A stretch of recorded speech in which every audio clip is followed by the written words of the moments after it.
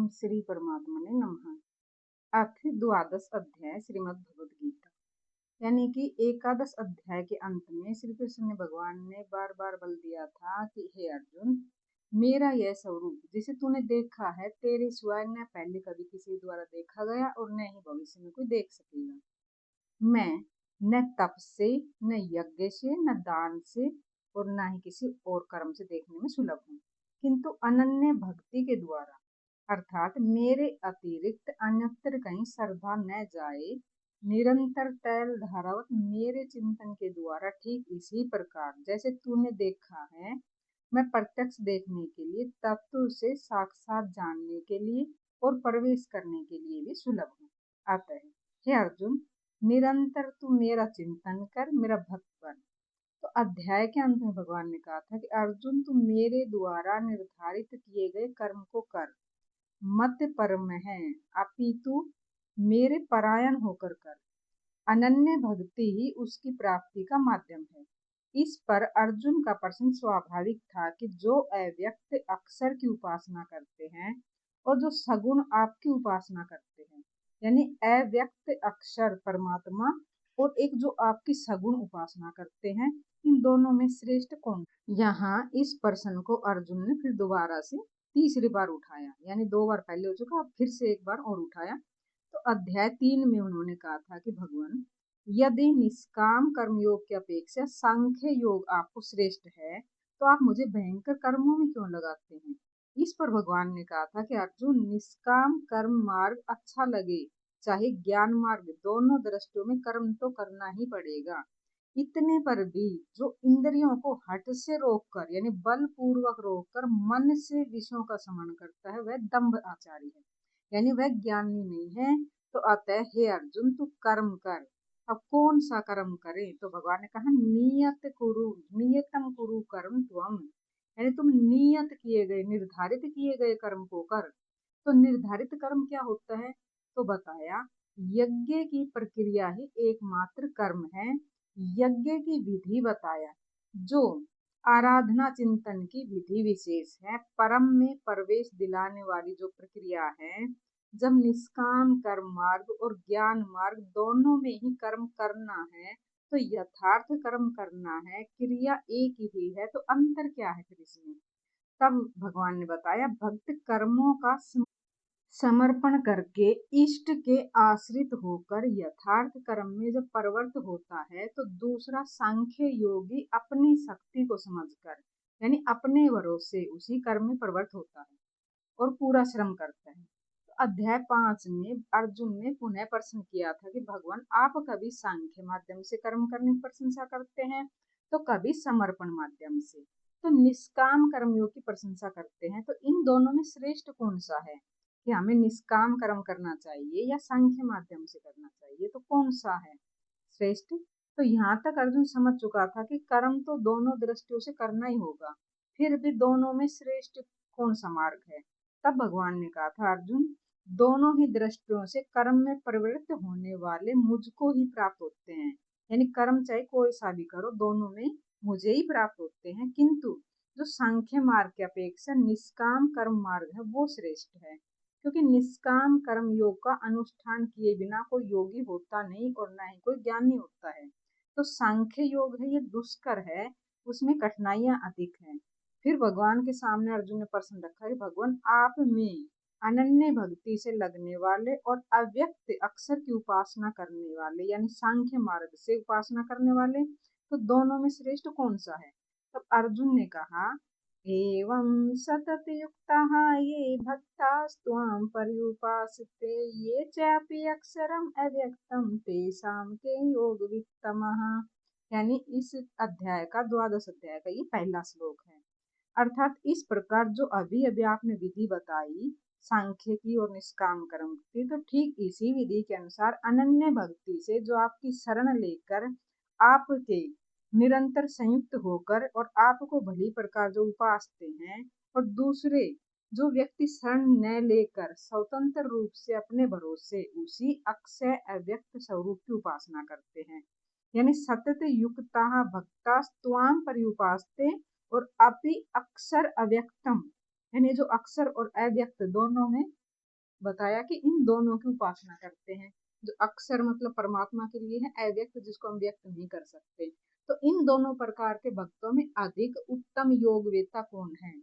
इस पर भगवान ने फिर कहा अगले सेकंड श्लोक में। दूसरा श्लोक है श्री भगवान वाचे मय्यावेश मनो ये माम नित्य युक्ता उपासते श्रद्धया पर्योपेतासते मे युक्त तमामतः।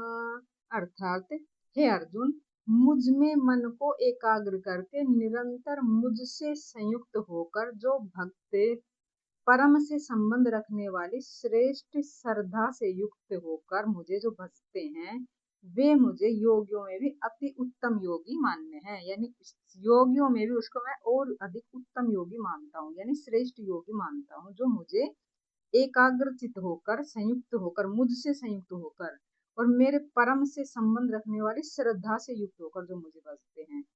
अगला श्लोक है श्लोक नंबर 3 और 4। श्लोक नंबर 3, ये त्वाक्षरं निर्देशम व्यक्तं पर्युपासते सर्वत्र गम चिन्तयं च कूटस्थमचलं ध्रुवं सन्नियमेन्द्रियग्रामं सर्वत्र समबुद्धयः ते प्राप्नुवन्ति मामेव सर्वभूतहिते रताः।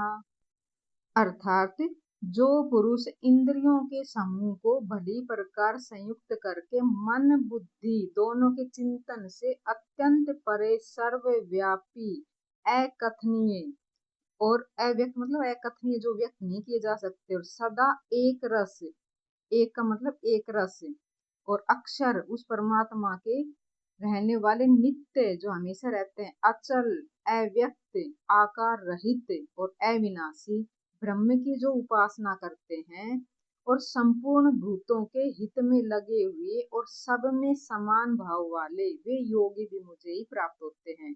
यानी संपूर्ण भूतों के हित में मतलब सभी प्राणियों के जो हित में लगे हुए हैं और सब में समान भाव रखते हैं, यानी कुत्ता बिल्ली गाय घोड़ा बकरी कुछ भी हो, चाहे पशु पक्षी, सब में समान भाव होना चाहिए, तो वे योगी मुझे ही प्राप्त होते हैं।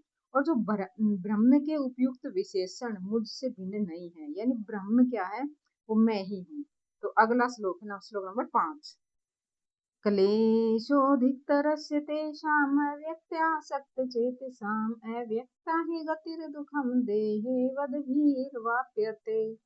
अर्थात उन अव्यक्त परमात्मा में आसक्त हुए चित्त वाले पुरुषों के साधन में क्लेश विशेष है, क्योंकि देह अभिमानी जो होते हैं, देह अभिमानियों से अव्यक्त विषयक गति दुख पूर्वक प्राप्त की जाती है। जब तक देह का भान है तब तक अव्यक्त की प्राप्ति बहुत ही दुष्कर है। तो योगेश्वर भगवान श्री कृष्ण सदगुरु थे, अव्यक्त परमात्मा उनसे व्यक्त था।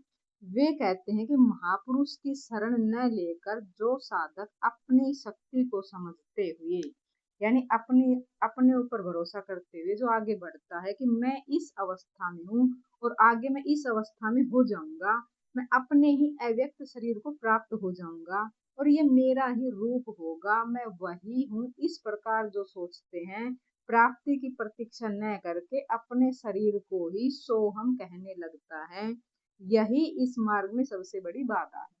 तो वह दुखालयम अशाश्वतम में ही घूम फिर कर खड़ा हो जाता है। और दुखालयम अशाश्वतम मतलब ये संसार है, ये दुखालय है और अशाश्वत है, स्थायी नहीं है।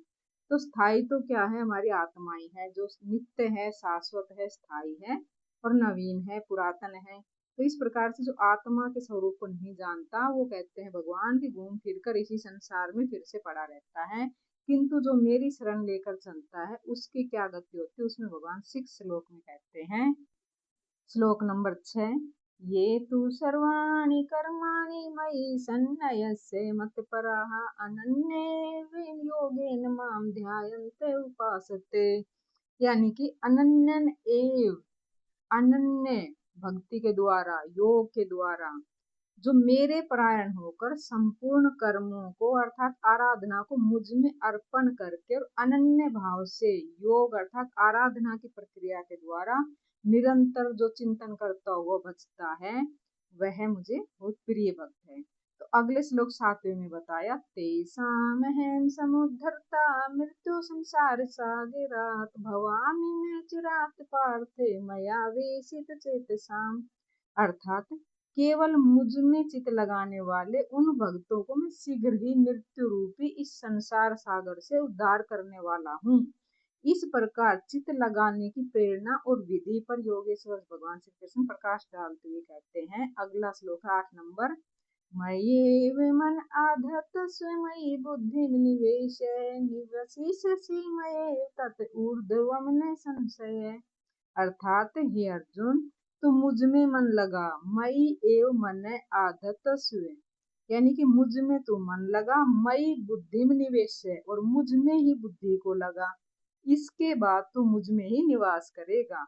निवसिष्यसि मई एव, अतः ऊर्ध्वम न संशय, इस बात में बिल्कुल भी संशय नहीं है। मन और बुद्धि को यदि तू न लगा सके, तो अर्जुन से कहा था कि भाई मन बुद्धि भी न लगे मेरे अंदर, तो तू योगेश्वर भगवान कृष्ण कहते हैं कि आगे अगला श्लोक है 9, इसमें ध्यान से सुनो, अथ चितम समाधातुम न शक्नोषि मयि स्थिरम अभ्यास योगेन ततो मामिच्छाप्तुम धनंजय। अर्थात यदि हे अर्जुन, तू मन को, क्योंकि मन तो हवा की तरह चंचल है, उसको रोकना दुष्कर है, तो मन मुझ में नहीं लगा सकता है, तो मन को अचल स्थापित करने में समर्थ नहीं हो पा रहा है, तो हे अर्जुन योग का अभ्यास कर, क्योंकि अभ्यास के द्वारा मुझे प्राप्त होने की इच्छा करेगा, तो जहां भी चित जाएगा वहां से उसको घसीट कर तू आराधना चिंतन में लगाने में अभ्यास कर।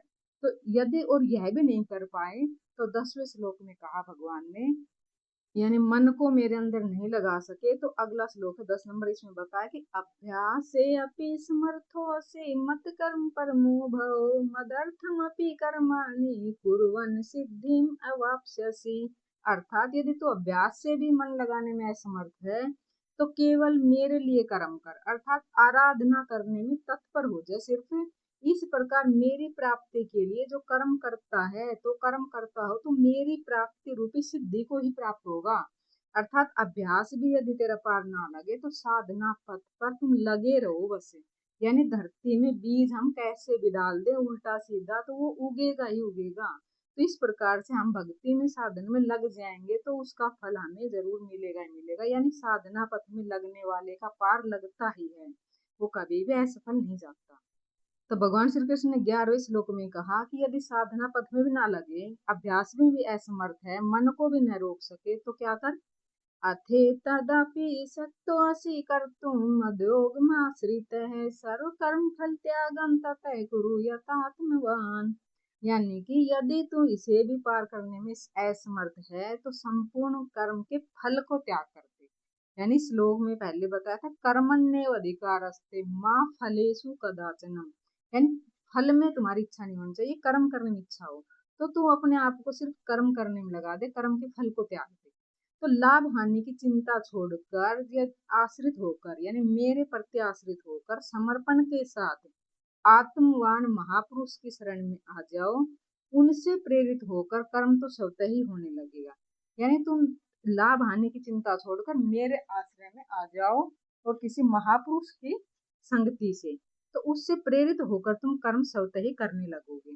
तो समर्पण के साथ कर्म फल का त्याग करते, इसका महत्व बताते हुए भगवान ने अगले श्लोक में कहा, श्लोक नंबर 12, श्रेयो हि ज्ञानम अभ्यासात् ज्ञानात् ध्यानं विशिष्यते ध्यानात् कर्म फल त्यागस्य त्यागात् शान्तिम् अनंतरम। यानी कि केवल चित्त को रोकने के अभ्यास से, ज्ञान मार्ग से कर्म में परिवर्त होना सबसे श्रेष्ठ है, और ज्ञान के माध्यम से कर्म को कार्य रूप देने की अपेक्षा ध्यान और भी श्रेष्ठ है, क्योंकि ध्यान में इष्ट रहता है, तो ध्यान से भी संपूर्ण कर्मों के फल का त्याग श्रेष्ठ है।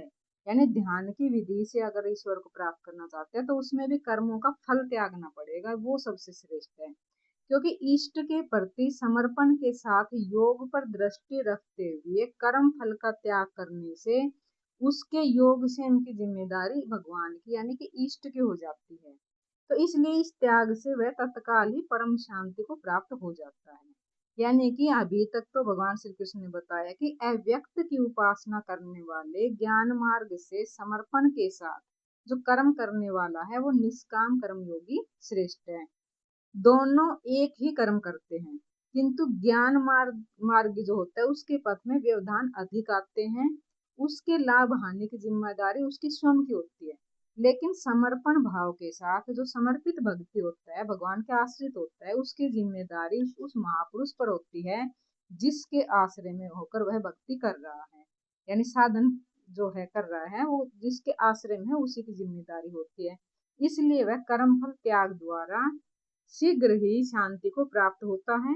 अब शांति प्राप्त पुरुष के लक्षण क्या है वे बताते भगवान ने 13वें श्लोक में कहा, अद्वेष्ट सर्वभूतानां मैत्र है करुण एव च निर्ममो निरहंकार सम दुख सुख है समिहि।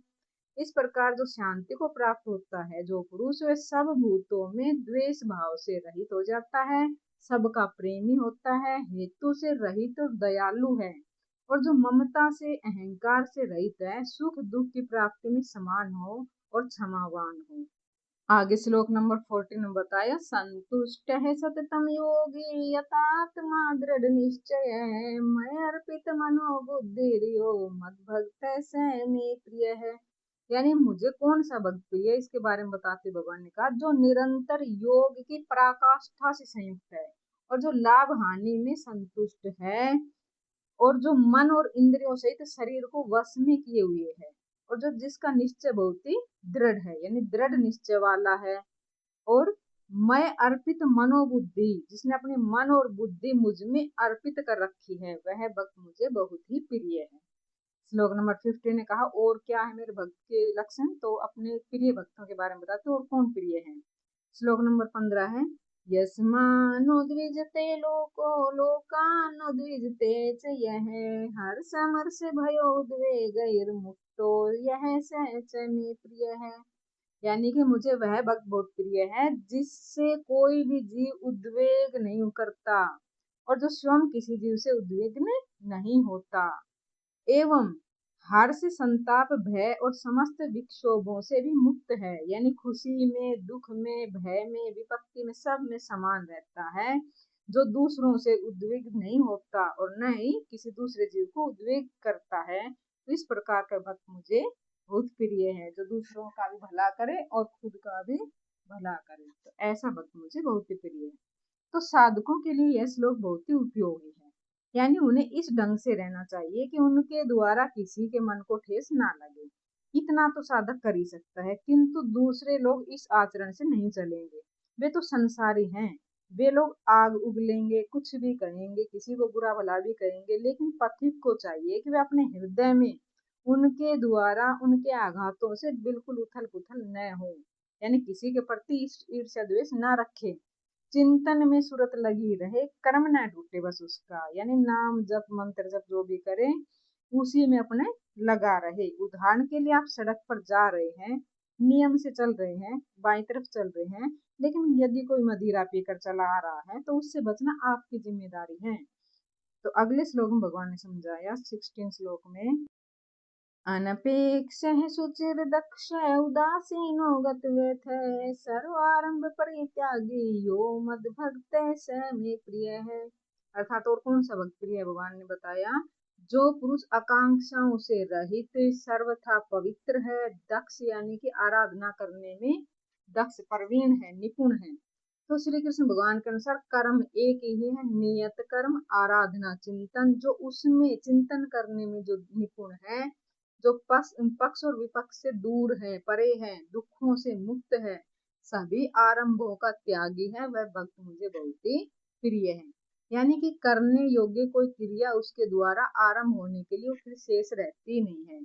अगले श्लोक 17 में बताया, यो न हृष्यति न द्वेष्टि न सोचति न कांक्षति शुभ अशुभ परित्यागी भक्तिमान स मे प्रिय है।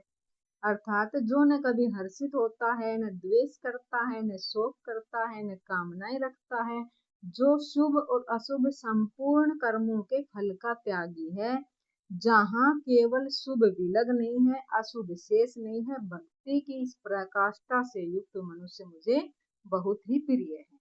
श्लोक नंबर 18 में बताया आगे, समय शत्रु च मित्रे च तथा मान अपमान यो हो शीतोषण सुख दुखेषु समय संग विवर्जित है। जो पुरुष शत्रु और मित्र में मान और अपमान में जो समान रहता है, यानी ना किसी से शत्रुता, न किसी से मित्रता, न कोई सम्मान और न कोई किसी का अपमान, तो जिसके अंतःकरण की वृत्तियां सर्वथा शांत हो गई हैं, जो सर्दी गर्मी सुख दुख आदि द्वंद्वों में समान रहता है, जो आसक्ति से रहित है, तथा श्लोक नंबर 19 में बताया, तुल्य निंदा स्तुतिर्मौनि संतुष्टो येन केनचित् अनिकेत है स्थिर मतिर भक्तिमान प्रियो न रहे। अर्थात जो सुख दुख में भी समान रहता है, इनमें आसक्ति से रहित है, जो निंदा स्तुति को भी समान समझता है, मननशीलता की चरम सीमा पर जो पहुंचकर जिसकी मन सहित इंद्रियां शांत हो चुकी है, जिस किसी प्रकार शरीर निर्वाह होने में जो सदैव संतुष्ट है, यानी जो अपने निवास स्थान में ममता से रहित है, भक्ति की पराकाष्ठा पर पहुंचा हुआ वह स्थिर बुद्धि वाला पुरुष मुझे बहुत प्रिय है। यानी स्थिर बुद्धि उसकी होती है जो निंदा स्तुति में समान रहता हो, यानी किसी निंदा कर दी तो दुखी ना हो, किसी ने प्रशंसा कर दी तो दुखी ना हो। तो इस प्रकार से सुख दुख में समान भाव वाला होता है, जो भक्ति की पराकाष्ठा पर पहुंच जाता है, उसकी बुद्धि स्थिर होती है, वह मनुष्य भगवान कहता है मुझे बहुत ही प्रिय है। अब श्लोक नंबर 20 में बताया, ये तो धर्म्यामृतमिदं यथोक्तं पर्युपासते श्रद्धाधाना मत परमां भक्तास्ते अतीव मे प्रियः।